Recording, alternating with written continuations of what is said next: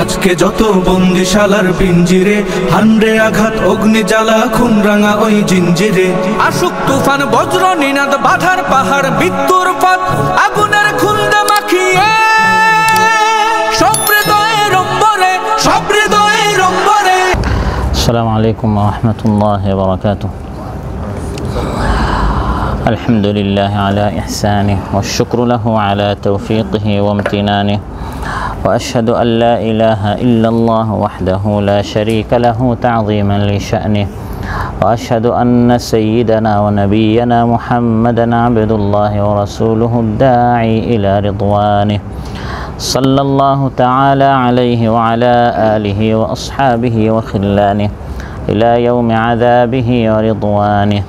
أما بعد فأعوذ بالله من الشيطان الرجيم. بسم الله الرحمن الرحيم. نبئ عبادي أني أنا الغفور الرحيم وأن عذابي هو العذاب الأليم. আল্লাহ তাআলা ইরশাদ করেন, হে হাবিব, আমার বান্দাদেরকে আপনি খবর দেন যে নিশ্চয় আমি আল্লাহ তাআলা পরম ক্ষমাশীল, বড় দয়ালু, এবং নিশ্চয় আমার শাস্তি অতি বেদনাদায়ক, কঠোর। ইমাম শাফিঈ রাহিমাহুল্লাহ শাহর উদ্যোগে আয়োজিত জুমা পরবর্তী দার্সে উপস্থিত মুহতারাম মুসল্লি ভাইরা, সূরাতুল হিজর থেকে দুটি আয়াত 49 এবং 50 নম্বর আয়াত তিলাওয়াত করে সরল বাংলা অনুবাদ উপস্থাপন করেছি। এই দুই আয়াতের আলোকে আল্লাহ সুবহানাহু ওয়া তাআলার রহমতের আশা এবং তার শাস্তির ভয়, এই দুইটার মধ্যে ভারসাম্য রাখা, ব্যালেন্স রাখা, এ বিষয়ে আপনাদের সামনে আলোচনা উপস্থাপন করব ইনশাআল্লাহ। সম্মানিত ভাইয়েরা, আল্লাহ তাআলা যেমন ক্ষমাশীল, আল্লাহ তাআলা যেমন দয়ালু, আল্লাহ তাআলা যেমন গুনাহগুলো মাফ করেন, বিদায় আমরা আল্লাহর রহমতে লালায়িত হব, আশান্বিত হব, আশাবাদী হব। পাশাপাশি আল্লাহর আযাবের, আল্লাহর গজবের ভয়ে ইমানদার ব্যক্তিকে সবসময় আতঙ্কিত হতে হবে। আল্লাহর রহমত থেকে নিরাশ হওয়া যাবে না, আবার আল্লাহর শাস্তি থেকে নির্ভয় হওয়া যাবে না। এই দুইটার মধ্যে ভারসাম্য থাকতে হবে। আল্লাহর রহমতের আশায় গুনাহ আমি করতেই আসি যে আল্লাহ তো মাফ করে দিবেন, এটা হচ্ছে আল্লাহর শাস্তি থেকে নির্ভয় হয়ে যাওয়া। আবার আল্লাহর শাস্তির ভয়ে আল্লাহর রহমত থেকে নিরাশ হওয়া যাবে না। আমি গুনাহ করে ফেলেছি, আল্লাহ যদি আমাকে মাফ না করে আমি তো ধ্বংস হয়ে যাবে, এরকম একবারে নিরাশ হওয়া যাবে না। ইন্নাহু লা ইয়াসু মির রাউহিল্লাহি ইল্লাল কওমুল কাফিরুন। আল্লাহ তাআলা বলেন, যারা আল্লাহকে অস্বীকার করে, যারা আল্লাহকে বিশ্বাস করে না, তারাই আল্লাহর রহমত থেকে নিরাশ হতে পারে। ওয়া মান ইয়াকনাতু মির রাহমাতি রাব্বিহি ইল্লাদ-দাল্লুন। যারা গুমরাহ, তারা আল্লাহর রহমত থেকে নিরাশ হয়। ইমানদার বান্দা সে জানে আমার একজন রব আছেন, যতই গুনাহ করি তার দিকে ফিরে আসলে তিনি হচ্ছেন গফুরুর রাহিম, গুনাহগুলো মাফ করে দেন। সুবহানাল্লাহ। তিনি যেমন গফুরুর রাহিম, আবার তার শাস্তিও কঠোর। তার রহমতের, তার মাগফিরাতের আশায় আবার তার আযাব থেকে নিশ্চিন্ত নির্ভয় হওয়া যাবে না। যে কোনো সময় গুনাহের কারণে তিনি আবার পাকড়াও করতে পারেন। ফালা ইয়ামানু মাকরাল্লাহি ইল্লাল কওমুল খাসিরুন। আল্লাহ তাআলা বলেন, ক্ষতিগ্রস্ত যারা, তারাই আল্লাহর শাস্তি থেকে নিজেদেরকে নিরাপদ মনে করে। আমি গুনাহ করছি তো করছি, আল্লাহ আমাকে পাকড়াও করবেন না, এভাবে আল্লাহর পাকড়াও থেকে নিজেকে নির্ভয়, নিরাপদ, নিশ্চিন্ত মনে সে গুনাহ করেই থাকে, এরা ক্ষতিগ্রস্ত না। আল্লাহর রহমতের আশায়, আল্লাহর গজবের ভয়ে দুটার সমন্বয়ে আমার আমল হতে হবে। সেজন্য কোরআনে কারিমে আল্লাহ তাআলা যেখানেই রহমতের আলোচনা করেছেন, সেখানে এর পরপরই গজবের আলোচনা করেছেন। যেখানেই জান্নাত নিয়ে আল্লাহ তাআলা আলোচনা করেছেন, এর আগে বা এর পরে জাহান্নাম নিয়েও আলোচনা করেছেন। আমরা বলবো আল্লাহুম্মা ইন্না নাসআলুকাল জান্নাহ, হে আল্লাহ আমরা জান্নাত চাই, সঙ্গে সঙ্গে ওয়া নাউযু বিকা মিনান নার, আমরা জাহান্নাম থেকেও পানাহ চাই। জান্নাতের আশা, জাহান্নামের ভয়, দুইটাকে নিয়ে, দুইটার ঈমান, দুইটার বিশ্বাস নিয়ে যদি আমরা আমল করি, তখন আমাদের আমলের মধ্যে একটা ব্যালেন্স থাকবে। ওয়া ইন্না রাব্বাকা লাযু মাগফিরাতিল লিন-নাসি আলা যুলমিহিম ওয়া ইন্না রাব্বাকা লাশাদীদুল ইকাব। আল্লাহ তাআলা ইরশাদ করেন, নিশ্চয় মানুষ অনেক গুনাহ করার পর এত সত্ত্বেও আল্লাহ তাআলা তাদের গুনাহ মাফ করেন। তবে এটাও শোনো, নিশ্চয় আল্লাহর আযাবটাও অতি কঠোর। যেমন মাফ করেন তেমন শাস্তিটাও কি কঠোর। গাফিরিয যামবি ওয়া কাবিলিত তাওবি শাদীদিল ইকাবি যিত তাওলি লা ইলাহা ইল্লা হুয়া ইলাইহিল মাসীর। আল্লাহ বলেন আল্লাহর গুণাবলী শোনো, আল্লাহর পরিচয় শোনো। গাফিরিয যামবি ওয়া কাবিলিত তাওবি, তিনি তাওবা কবুল করেন, গুনাহ মাফ করেন।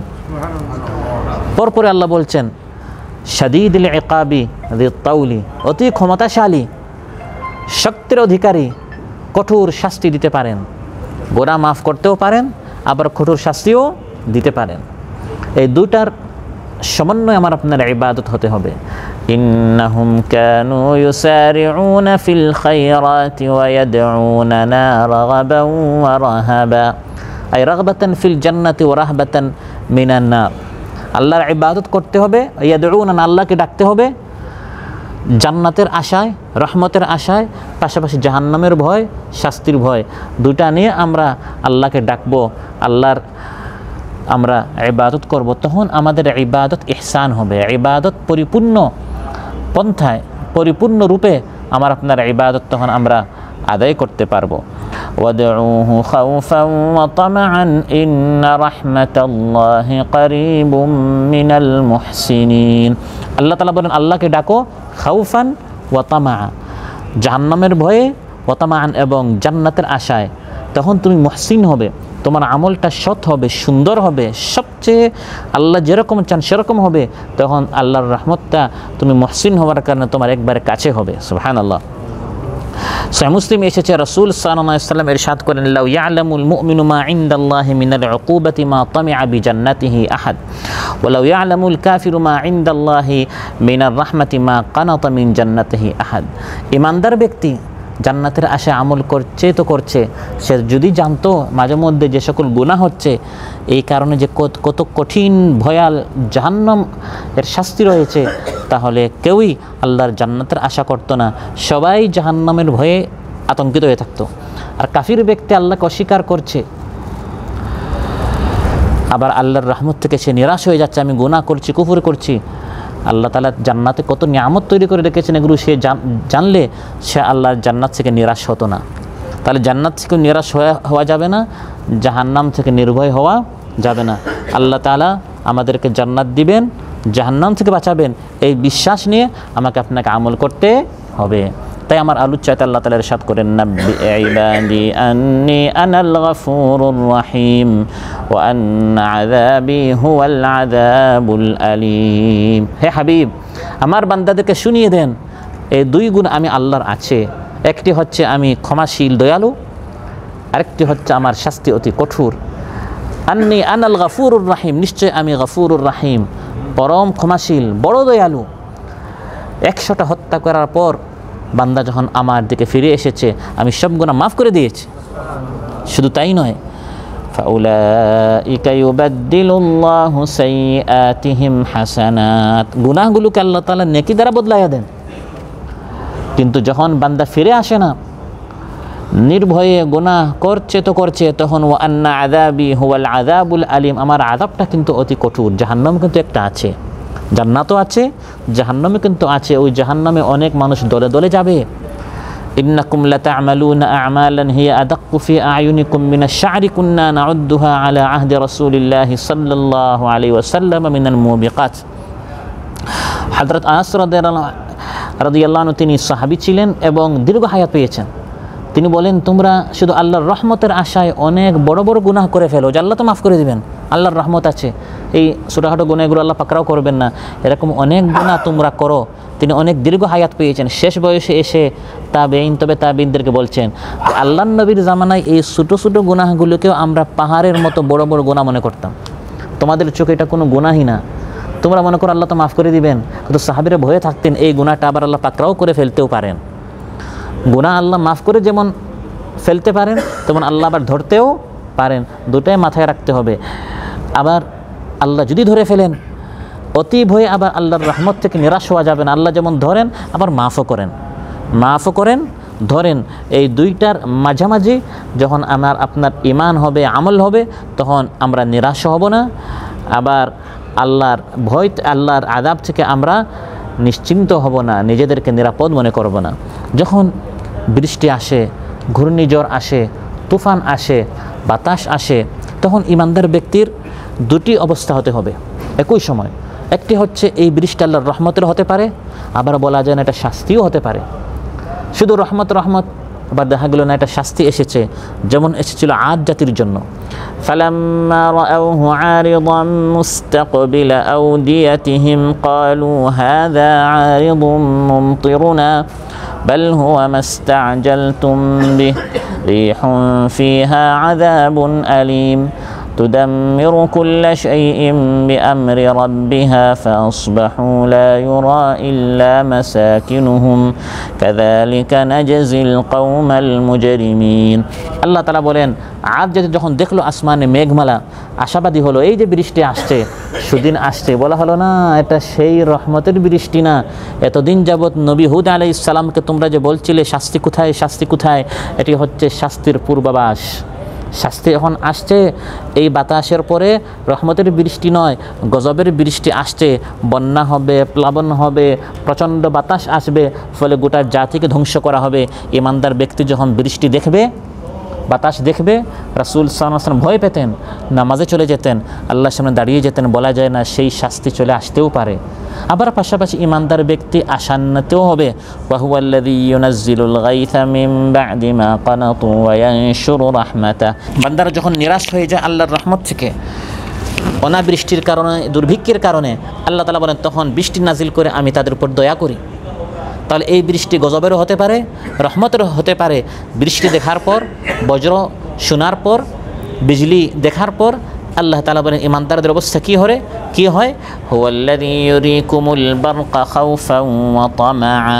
ইমানদারেরা খাউফান ভয়ে থাকে, শাস্তি হতে পারে, ওয়া তামাআন আবার আশাবাদী হয় এরপরে রহমতের বৃষ্টি আসতে পারে। তার প্রত্যেকটা অবস্থায় ইমানদার ব্যক্তি আশাবাদী হবে, আবার ভয়ে থাকবে। নাব্বি ইবাদি আন্নী আনাল গফুরুর রাহিম। আল্লাহ তাআলা বলেন বান্দাদেরকে জানিয়ে দেন আমি আল্লাহ তাআলা হচ্ছে ক্ষমাশীল। বান্দারা গুনাহ করেছো, নিরাশ হয়ো না, যত গুনাহ করো না কেন আমি আল্লাহ আছি, আমার গুণ হচ্ছে গফুরুর রাহিম। ক্ষমা চাও, ইস্তিগফার করো, আত্মসমালোচনা করো, আমার দিকে ফিরে আসো, আমি কিন্তু গুনাহগুলো মাফ করে দিব। তিরমিজিতে এসেছে আল্লাহ তাআলা বলেন ইয়া আদম, হে বনি আদম, ইন্নাকা মা দাউতানি ওয়া রাজাউতানি গফারতু লাকা আলা মা কানা মিনকা ওয়ালা উবালি। হে বনি আদম, তুমি যত গুনাহ করো না কেন আমি আল্লাহ কিন্তু পরোয়া করি না, আমি তোমার সব গুনাহ মাফ করতে প্রস্তুত আছি। ইয়া ইবনা আদম লাউ বালাগাত যুনুবুকা আনানাস সামা তুম্মা ইস্তাগফারতানি গফারতু লাকা ওয়ালা উবালি।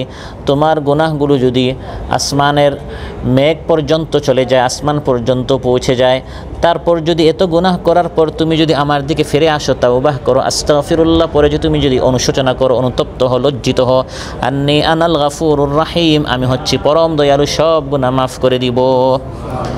ইয়া ইবনা আদম ইন্নাকা লাউ আতাইতানি বিকুরাবিল আরদি খাতায়া সুম্মা লাকীতানি লা তুশরিক বি শাইআ লা আতাইতুকা বিকুরাবিহা মাগফিরাহ। বনি আদম, তুমি যদি হাজারো গুনাহ নিয়ে আসো কিন্তু তোমার গুনাহের মধ্যে যদি শিরিক না থাকে, তাহলে শিরিক ব্যতীত সব গুনাহ আমি আল্লাহ তাআলা মাফ করতে প্রস্তুত আছি। সুবহানাল্লাহ। আমরা আশাবাদী হব, আমরা এমন রব পেয়েছি, অতীত জীবন 30, 40, 50 বছরে অনেক গুনাহ করে ফেলেছি, দেখতে, শুনতে, চলতে, ফিরতে, ভাবতে। আল্লাহ আছেন গফুরুর রাহিম, তিনি গুনাহগুলো মাফ করবেন। আর কিয়ামতের দিন সবার সামনে নয়, ইমানদার ব্যক্তিকে আল্লাহ তাআলা পর্দার আড়ালে হিসাব নেবেন। সুবহানাল্লাহ।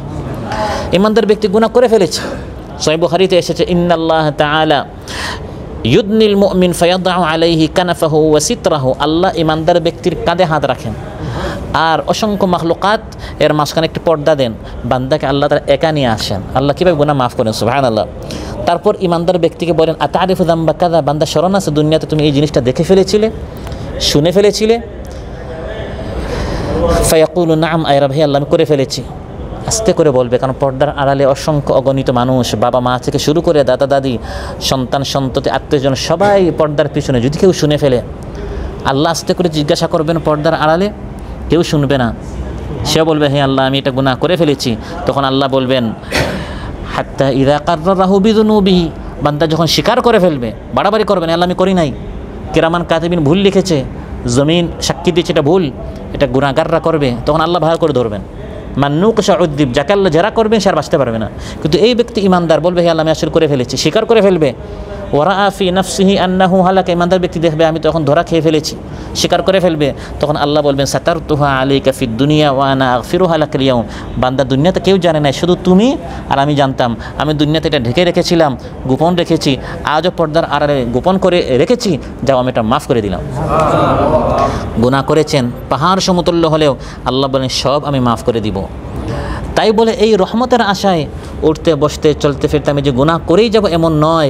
বলা যায় না গুনাহের অবস্থায় মৃত্যু চলে আসতে পারে, কঠিন শাস্তি দ্বারা আল্লাহ আমাকে পাকড়াও করে ফেলতেও পারেন। ওয়া আন্না আযাবি হুয়াল আযাবুল আলীম, কারণ এই ধরনের রহমত প্রাপ্ত কত হবে?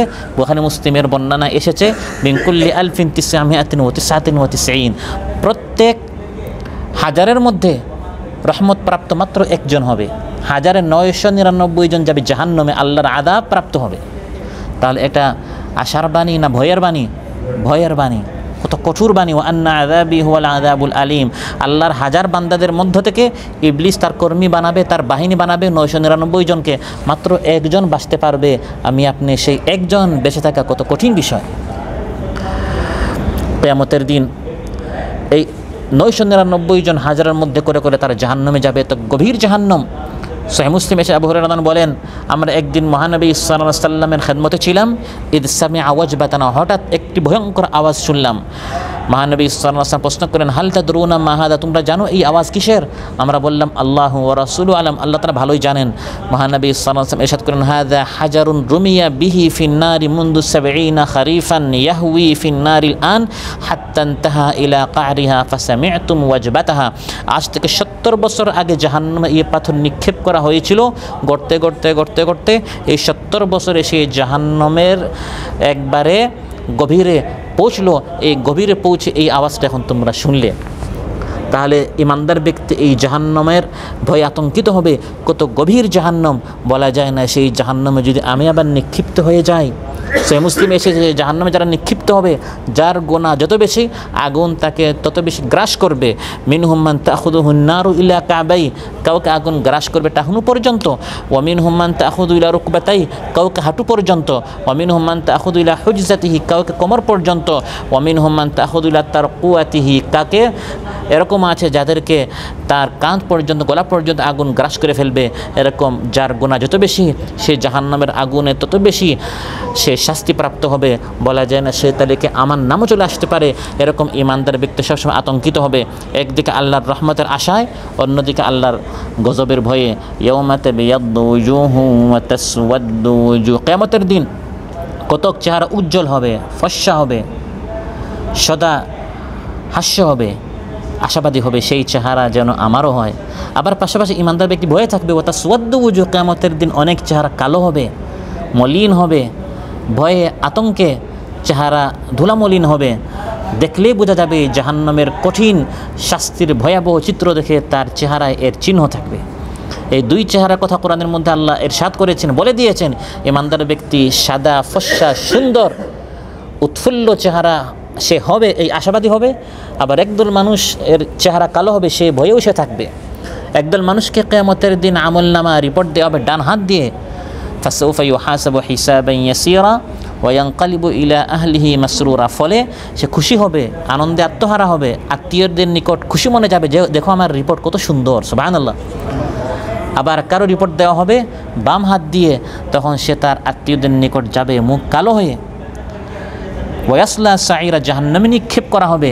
ইমানদার ব্যক্তি আনন্দিত হবে, আশাবাদী হবে, আমার রিপোর্টটা ডান হাত দিয়ে দেওয়া হবে বলে আমি আশাবাদী। আবার পাশাপাশি ভয়ে থাকবে, বলা যায় না যাদের আমলনামা বাম হাত দিয়ে দেওয়া হবে সেই দলে আমি শরীক হয়ে যাই কিনা। এজন্য সবসময় চোখের সামনে জান্নাত জাহান্নাম দুটি রেখেই আমাদেরকে আমল করতে হবে। জান্নাত যেমন কাছে, জাহান্নামটাও অতি কাছে। আল জান্নাতু আকরাবু ইলা আহাদিকুম মিন শিরাকি না'লিহি ওয়ান নারু মিথলা যালিক। সহিহ বুখারীতে এসেছে জাহান্নাম তোমাদের জুতার ফিতারা যত না কাছে, এর থেকে জান্নাত আর বেশি কাছে, জাহান্নাম এর থেকে বেশি কাছে। এক আমল দ্বারা বান্দা জান্নাতে হয়ে যেতে পারে, এক আমল দ্বারাও বান্দা জাহান্নামে হয়ে যেতে পারে। ইন্নাল আবদা লা ইয়াতাকাল্লামু বিল কালিমা মা ইয়াতাবায়্যানু ফিহা, বান্দা অনেক সময় ভালো একটি কথা বলে সে চিন্তাও করে না, আল্লাহ সুবহানাহু ওয়া তাআলা তার উপর খুশি হয়ে যান। সে জান্নাতে হয়ে যায়। মসজিদে আসছেন, ভাই আসেন জুমার নামাজে, আপনি কথাটা ভুলে গেছেন, লোকটা সত্য সত্যি জুমার নামাজে আসছে, সারা জীবন সে নামাজি হয়ে গেল, আপনি কোন সময় মানে তাকে বলেছেন, এটা আপনার স্মৃতিতেও নেই, এই এক আমল আল্লাহ কবুল করে আপনাকে জান্নাত বানিয়ে ফেলছে। আপনি আশাবাদী হবেন এরকম উঠতে বসতে হতে পারে আমার কোনো একটা আমল আল্লাহ কবুল করে জান্নাতি বানিয়ে ফেলতে পারেন। আবার বান্দা অনেক কথা এমন বলে সে চিন্তা করে না, ভাবে না, ফিকির করে না। ইয়াজিল্লু বিহা ইলান নারি আবআদা মিম্মা বাইনাল মাশরিকি ওয়াল মাগরিব, একটি শব্দ, একটি কথার কারণে জাহান্নামের গভীরে, পূর্ব পশ্চিমের দূরত্ব থেকে আরও বেশি গভীর আল্লাহ তাকে নিক্ষেপ করেন। ফেসবুকে একটা কমেন্ট করে বসেছেন, চায়ের দোকানে একটি মন্তব্য করেছেন, এক কথার কারণে আপনার অতীতের সব আমল আল্লাহ বরবাদ করে জাহান্নামে বানিয়ে ফেলতেও পারেন। এজন্য আশাবাদী আর ভয় আতঙ্কিত এই দুই অবস্থার মাঝামাঝি ইমানদার ব্যক্তি থাকবে। ইন্নাল আবরারা লাফি নাঈম ও ইন্নাল ফুজ্জারা লাফি জাহিম। যেমন সৎকর্মশীলরা জান্নাতে যাবে, পাপিষ্ঠরাও জাহান্নামে যাবে। জানি না আমি কোন দলে, ওই আবরারদের দলে আমি হব, এই আশাবাদী। আবার বলা যায় না যদি ফুজ্জারদের, পাপিষ্ঠ গুনাহগার নাফরমানদের দলে আমি চলে যাই, ওই ভয় ইমানদার ব্যক্তি সবসময় থাকবে। এই দুটির সমন্বয়ে ব্যালেন্স আমাদেরকে আমল করতে হবে। আল্লাহ সুবহানাহু ওয়া তাআলা আমাদের সবাইকে আজকের আলোচ্য বিষয়ের উপর আমল করার তৌফিক দান করুন। আসসালামু আলাইকুম ওয়া রাহমাতুল্লাহি ওয়া বারাকাতুহু। সুবহানাল্লাহ। আজকে যত বন্দিশালার পিঞ্জিরে, হান্ডে আঘাত অগ্নি জ্বালা খুন রাঙা ওই জিঞ্জিরে, আসুক তুফান বজ্র নিনাদ বাধার পাহাড় মৃত্যুর পথ আগুনের খুন